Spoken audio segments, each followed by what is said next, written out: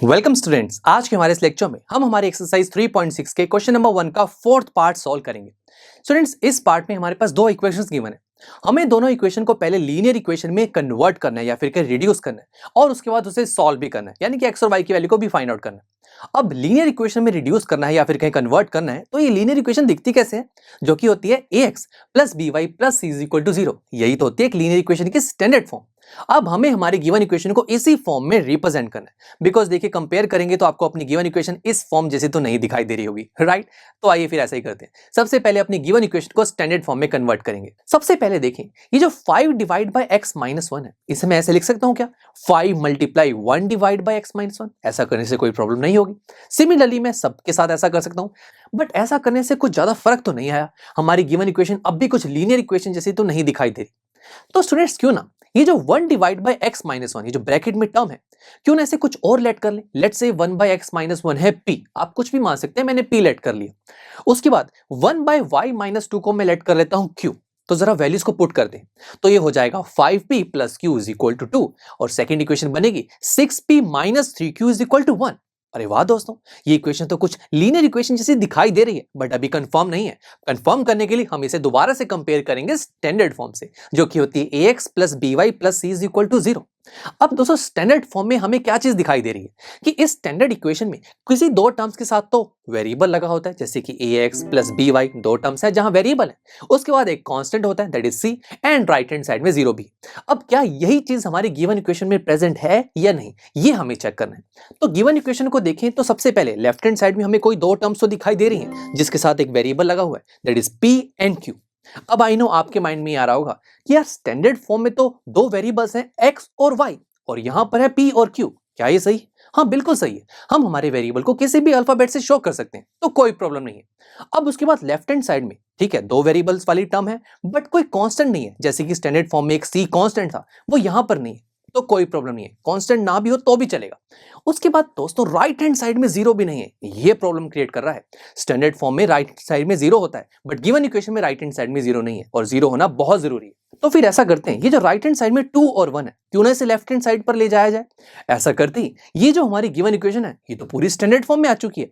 सबसे पहले पहली दो टर्म्स के साथ वेरिएबल है, और उसके बाद देखिए कांस्टेंट भी ऑटोमेटिकली आ गई, that is 2 and 1, and last में स्टूडेंट्स राइट हैंड साइड में 0 भी है। सही है दोस्तों, यानी कि अब हमारी जो गिवन इक्वेशन थी, जो लीनियर फॉर्म में नहीं थी, उसे हमने अब लीनियर फॉर्म में कन्वर्ट कर दिया है दोस्तों। अब स्टूडेंट्स, ऐसी पेयर ऑफ लीनियर इक्वेशन को सॉल्व करने के लिए तो हमने कितने मेथड स्टडी किए हुए हैं, ग्राफिकल मेथड, अलजेब्रिक मेथड।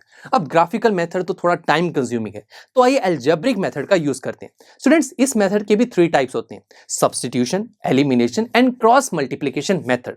अब जैसे कि हमें जानते हैं कि हम तीनों में से कोई भी मेथड का यूज करके ऐसी पेयर ऑफ इक्वेशन को सॉल्व कर सकते हैं, बिकॉज आंसर तो तीनों मेथड से सेम ही आता है। बट हमें एक ऐसा मेथड चूज करना है जो हमारा टाइम सेव करे, यानी कि जो फास्ट हो, जल्दी से उस मेथड को यूज करके हमारी इक्वेशन के सॉल्यूशन आ जाए। तो देखते हैं, सबसे पहला है सब्स्टिट्यूशन मेथड। दोस्तों, इस मेथड में हम कोई भी इक्वेशन से किसी एक वेरिएबल की वैल्यू को निकालते हैं और उसे दूसरी इक्वेशन में सब्स्टिट्यूट कर देते हैं। अब अगर मैं यहां पर फर्स्ट इक्वेशन में लेट्स से p की वैल्यू निकालता हूं, उसे फिर सेकंड इक्वेशन में सब्स्टिट्यूट करना पड़ेगा, तो थोड़ा टाइम कंज्यूमिंग तो हो जाएगा, यहां टाइम नहीं बचेगा, लेंथी कैलकुलेशन हो जाएंगी। तो फिर ऐसा करते हैं, सेकंड मेथड देख लेते हैं, that is elimination method.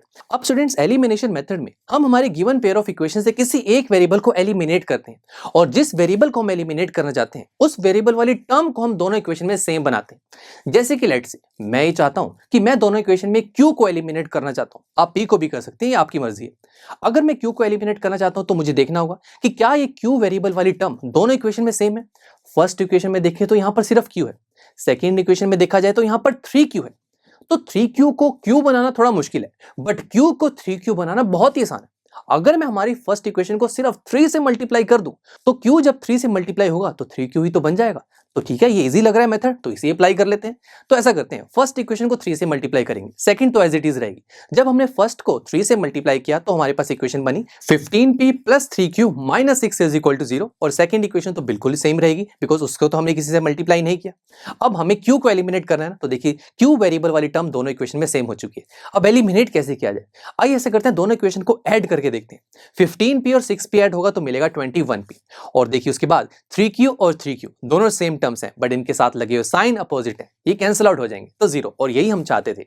And last में -6 और -1, देखिए दो टर्म्स जिनके साथ साइन माइनस के हैं, दोनों के साथ माइनस, तो ये ऐड अप होंगे, तो 6 + 1 दैट इज 7 और साथ में माइनस का साइन भी आएगा, इज इक्वल टू 0। अब मुझे p की वैल्यू चाहिए तो कोई प्रॉब्लम नहीं है, हम p की वैल्यू निकाल सकते हैं जो कि आएगी 7 डिवाइड बाई 21, और इसे फर्दर जब सॉल्व किया जाएगा तो p की वैल्यू हो जाएगी 1 डिवाइड बाई 3। सही है स्टूडेंट्स, हमें p की वैल्यू तो मिल गई। अब हमारी जो इक्वेशन थी फर्स्ट एंड सेकंड, इसमें q भी तो था, तो मुझे q की वैल्यू भी चाहिए। तो इसके लिए हम हमारी इस p की वैल्यू को फर्स्ट या सेकंड किसी भी इक्वेशन में पुट करेंगे तो हमें q की वैल्यू मिल जाएगी। तो ऐसा करते हैं, मैं हमारी p की वैल्यू को फर्स्ट इक्वेशन में पुट करता हूं जो कि है 5p + q - 2 = 0। तो मैंने यहां पर p की वैल्यू को जैसे ही 1/3 पुट किया तो q की वैल्यू हमारे पास आ जाएगी 1 डिवाइडेड बाई 3। तो सही है, मेरे पास p और q की वैल्यू आ चुकी है। बट क्या हमसे यही चीज पूछी गई थी? देखते हैं। हमारे पास जो ओरिजिनल इक्वेशन थी इसे हमें सोल्व करना था ना। सोल्व का मतलब क्या है कि मुझे यहाँ पर x और y की वैल्यू चाहिए थी। तो क्या यहाँ पर x और y की वैल्यू आई है? बिल्कुल नहीं, यहाँ तो मेरे पास p और q की वैल्यू आई है। तो फिर x और y की वैल्यू कैसे निकाली जाए? क्या p और q एंड x और y में कुछ रिलेशन है? हाँ बिल्कुल, मैंने यहाँ पर 1 डिवाइड बाई x - 1 को p पुट किया था ना, और 1 डिवाइड बाई y - 2 को q। तो आइए इन दोनों को पिक करते हैं। तो यहाँ पर जब 1 divide by x - 1 is equal to p है तो p की वैल्यू हम निकाल चुके हैं, दैट इज 1 डिवाइड बाई 3। अब स्टूडेंट्स मुझे x की वैल्यू चाहिए, तो ऐसा करते हैं इस पूरे एक्सप्रेशन को रेसिप्रोकल कर देते हैं। तो ऐसा करते ही हो जाएगा x - 1 is equal to 3। x की वैल्यू क्या हो जाएगी? 4। सही है, x की वैल्यू आ चुकी है। उसके बाद y की वैल्यू निकालने के लिए हम सेकंड एक्सप्रेशन पिक करेंगे, that is 1 divide by y - 2 is equal to q, and q की वैल्यू भी हमारे पास 1/3 ही थी। तो इसे सॉल्व करने के लिए हम ऐसा करेंगे, इस पूरे एक्सप्रेशन का रेसिप्रोकल कर देंगे। तो ये हो जाएगा y - 2 इज इक्वल टू 3, जो कि होगा y इज इक्वल टू 5, और यही तो हमें निकालना था, x और y की वैल्यू। तो चलिए दोस्तों, अब मिलते हैं आपसे नेक्स्ट लेक्चर में, जहां पर हम हमारे इसी क्वेश्चन 1 का 5th पार्ट सॉल्व करेंगे। So see you there. I am sure students, आपको ये लेक्चर काफी पसंद आया होगा, और ऐसे ही मजेदार तरीके से अपने हर एक कॉन्सेप्ट क्लियर करने के लिए डाउनलोड कीजिए PUSTACK ऐप को, जहां पर आपके पास और भी बहुत सारे ऑप्शंस होंगे, जैसे कि back exercise solutions, tip videos, sample papers and much more. So what are you waiting for? Download the app now.